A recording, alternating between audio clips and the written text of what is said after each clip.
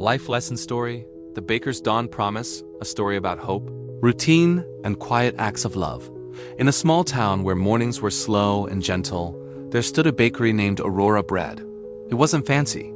Its windows were slightly fogged from years of steam, and the sign above the door creaked whenever the wind blew. But every dawn, like clockwork, people lined up outside, not just for bread, but for the warmth that came with it. The baker, Elias, was an elderly man with silver hair slicked back neatly and hands calloused from decades of kneading dough. He had opened the bakery 40 years earlier with his wife Leora, who had passed away 5 years ago.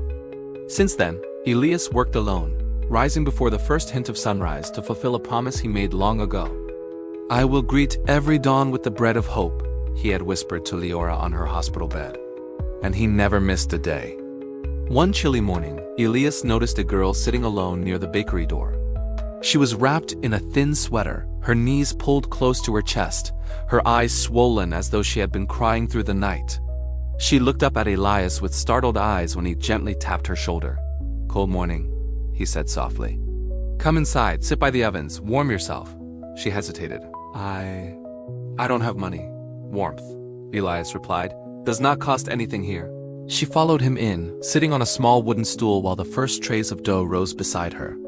The bakery felt like a different world, quiet, golden, smelling of butter and cinnamon. Elias placed a warm roll in her hands. She ate slowly, tears forming again, not from sadness this time, but from something she hadn't felt in a while. Care. "What's your name?" Elias asked. "Naomi," she whispered. "I ran away from home yesterday." Elias nodded. Not with judgment, but with understanding. "Hard night, I imagine." She stared at her feet. "My parents? They want me to be someone I'm not. They don't listen." "I felt like I was disappearing." Elias wiped flour from his apron. "Sometimes," he said, "the world makes a lot of noise. It's easy to think our voice doesn't matter." She looked up at him. "Do you ever feel that way?" Elias smiled sadly. "After my wife passed, the mornings felt empty. I would wake before dawn, but the silence was heavier. I thought of closing the bakery. What was the point of bread without someone to share it with?" Naomi listened closely. "But then," he continued, "one morning I handed a loaf to a tired mother carrying her child. She said, 'Your bread saved my morning.' And the next day, someone else said, 'It feels like sunrise in my hands.' That's when I realized sharing warmth is a purpose." Naomi blinked at the steam rising from the oven, thinking quietly. Over the next few days, Naomi kept returning to the bakery before dawn. She helped Elias knead dough, dust pastries with sugar, and arrange bread on wooden trays. Elias showed her how to braid challah loaves, how to listen for the hollow sound that meant a loaf was baked perfectly. "You're good at this," Elias said one morning as she shaped a row of rolls. "I didn't know I could be," Naomi replied. "That's because," Elias said, reading her expression, "you were told who to be instead of asked who you want to become." Naomi stopped, tears threatening again, but Elias placed a warm loaf in her hands.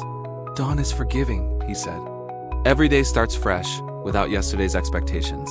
On the 5th morning, Naomi's parents burst into the bakery. They were frantic, worried sick. Naomi froze, guilt tightening her chest. Her mother ran to hug her. "Naomi, we've been searching everywhere." "Why did you leave?" Naomi looked down. "Because I felt like I wasn't allowed to be myself." Her father sighed deeply, rubbing his eyes. "We never meant to make you feel that way." Elias placed 2 cups of warm tea on the counter. "Sit," he said. "All of you." They did. Elias spoke gently. "Naomi found refuge here. Sometimes we all need a quiet place to breathe." Her mother nodded slowly. "We just want what's best for her." Naomi closed her eyes. "But I need to choose what best means." A long silence followed. Then her father said softly, "We'll listen. We promise." Elias smiled. "Good. Promises made at dawn are the strongest." Before Naomi left, she hugged Elias tightly. "Thank you for everything. You're always welcome here," he said. "But remember, your voice matters. Don't hide it, even from those who love you." She nodded. And as she walked out with her parents, Elias turned back to the ovens. The sky outside glowed pale pink. Another dawn, another promise kept. Years later, people still lined up at Aurora Bread. But now 2 bakers greeted them. Elias with his gentle smile and Naomi, taller, confident, with flour on her sleeves and light in her eyes. She hung a small sign above the counter. Warmth served daily, and beside it, another smaller sign written in Elias's old handwriting. Every dawn begins with a promise. Moral of the story: the smallest gestures, warm words, warm presence can guide someone back to themselves. Love doesn't always shout. Sometimes it rises quietly, like dawn.